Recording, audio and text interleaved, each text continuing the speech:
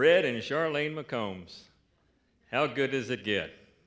It is, I can't tell you what a thrill it is to be a part of this. I can't tell you how much fun I'm having, what a joy it is. Come back and seen so many dear friends of mine that I've known through the years. When I was in Washington, I didn't always have a friendly crowd to talk to. I didn't know quite how to deal with it, and I came up with a line I used a lot when I was up there, which was basically introducing myself. I was oil field trash from West Texas and glad to be in Washington, D.C., but I wanted everybody to know out there that they loved America. They were a friend of mine, and I think that's what I just say to all of you. I got so many great friends here tonight. If you love the University of Texas, you're a friend of mine, and everybody in this room loves the University of Texas.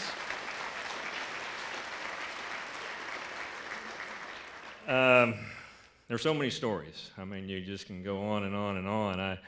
I talked to a few of my friends about some of the stories about Red and Charlene over the years, and there's a couple that kind of stood out to me that kind of give you a feel for one of the qualities of Red, which kind of goes like this.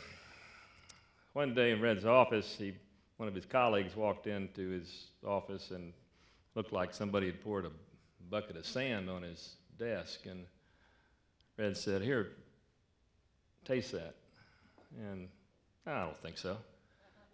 "No, go ahead, it's okay, go taste it." And so he tasted it and said, "What is that? What does it taste like?" "It tastes like salt." "Well, it is salt." You know, I was at the game last week, I was walking out of the suite, and they left a bowl of those high-priced peanuts, and I said to myself, they'll just throw those things away. I'm going to put them in my pocket and take them back home with me, and I just finished emptying out my pockets. I think Red probably learned from her how valuable those peanuts are. There's something about his thriftiness that everybody knows. And when the guy at the top is thrifty, you know, they used to say, if you go by Red's office and the lights aren't on, that doesn't mean he's not there. That just means he's saving electricity that day. There's something, the guy at the top is thrifty, everybody knows it. And believe me, the whole organization is thrifty. Then the guy at the top does real well, and the guy at the top is able to make transformative kinds of gifts to the University of Texas that changes it forever. And so don't ever forget how important and valuable those lessons are of being thrifty and the top guy sending that message. We've all heard the slogan of this great university: what starts here changes the world. 10 years ago, Red and Charlene McCombs gave life to those words with an extraordinary act of generosity. We're all here celebrating that tonight. I was there 10 years ago. What a moving moment and transformative moment that was for me. What they started here at the McCombs School of Business a decade ago is truly changing the world. This is not a gift, Red said at the time, it's an investment. You heard the dean talk about what it's meant to this school over the last 10 years and what it'll mean for the generations to come and helping set up a $150 million endowment. Just think of the power of that. It was an investment. As usual, he was right. Red and Charlene made the investment in the future. They set off a chain of reaction of intellectual energy. The results will benefit our state, our university, our country for generations to come. Their investment opened opportunities for countless students, inspired and energized the faculty, and enriched the academic culture of this entire university, and set the gold standard for all of us when we think about philanthropic giving.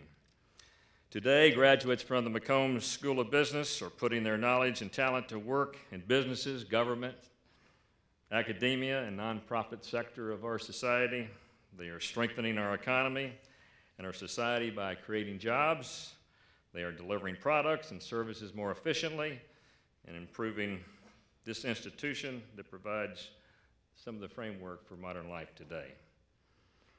The McCombs investment is paying big dividends for all of us. Of course, Red McCombs has a knack for making wise investments. We all know that. He's done pretty well for a fellow from Spur, Texas, as I like to say, from Spur, Texas to the American dream. He was an entrepreneur before anybody knew what the word meant. Probably if you looked in Webster's dictionary to look up the definition, it just says Red McCombs. He's left his mark on the auto industry, oil and gas industry, real estate industry, communications industry, major league sports, just to name a few. But he hasn't always guessed right. In the 1950s, some of you may know this story, in the 1950s he opened a dealership to sell the Edsel, possibly the ugliest car ever made, and without a doubt the biggest flop in automotive history. The Edsel had a distinctive oval grille that bore a striking resemblance to a toilet seat. People said the Edsel looked like an Oldsmobile sucking on a lemon. Red said he never met a customer that really wanted to buy an Edsel. That didn't deter Red. Here's a guy that can make lemonade out of lemons. And he went to work. He threw himself into this with a great passion that defines everything that he does. He may have had the only profitable Edsel dealership in not only America, but I guess the world. Yeah, I think that deserves applause, absolutely. When Red has a goal, nothing stops him. He goes and achieves it. One day in 1947, while registering for classes in Corpus Christi, Texas, at junior college, his goal was to meet the prettiest girl in the line. All of you who have been around Red at all will not be surprised to know that one of the first things that Charlene recognized and noticed was that her husband likes to talk a lot. Likes to talk a lot, and he likes to talk loud. Charlene barely got a word in edgewise, but there was something between them that clicked, and is still clicking over 50 years later. Red says his greatest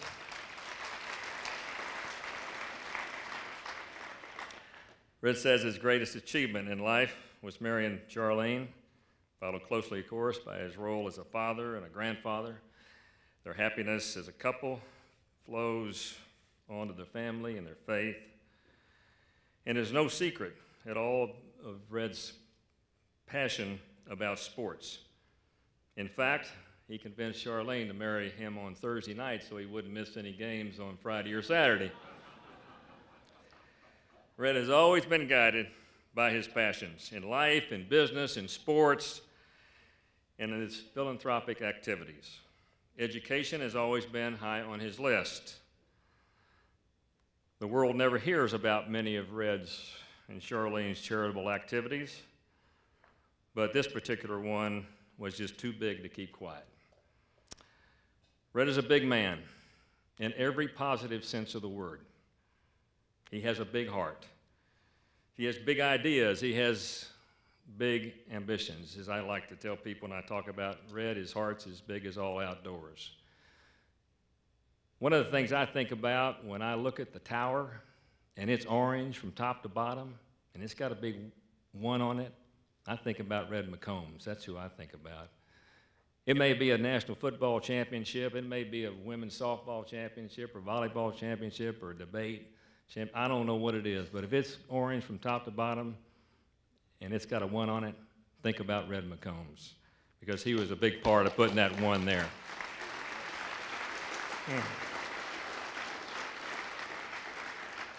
It was typical of Red that when he and Charlene announced their donation, that he thanked the people first. Again, as I said, I was there at that moment, and I can't tell you how moving it was to have both of them there, their family there. But at that moment, he paid particular attention to the students, as he loves to do. What a motivator, what a mentor, what an inspirer of others. And at this moment, it was young people. And so he challenged them. he told them his expectations were high. He told them to be the best in the world at what you do. And I promise you that many of them took those words away from that special moment, and they are being the best they can be and making a huge contribution to this country and this world.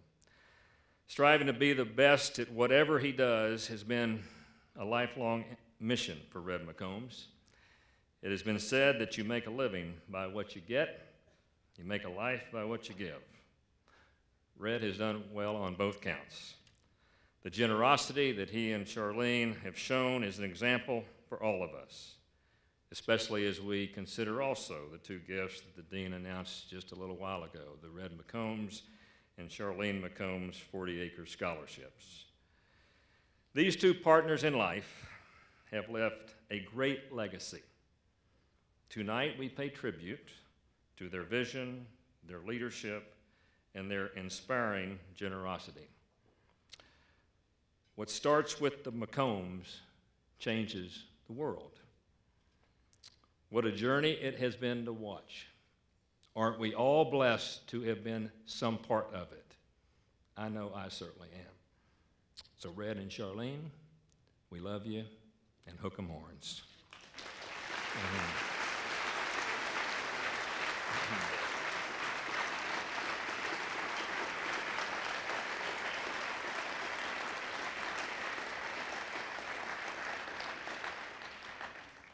Now the show begins. Put on your seatbelt while Mr. Herb Kelleher comes right on up here. Come right on up.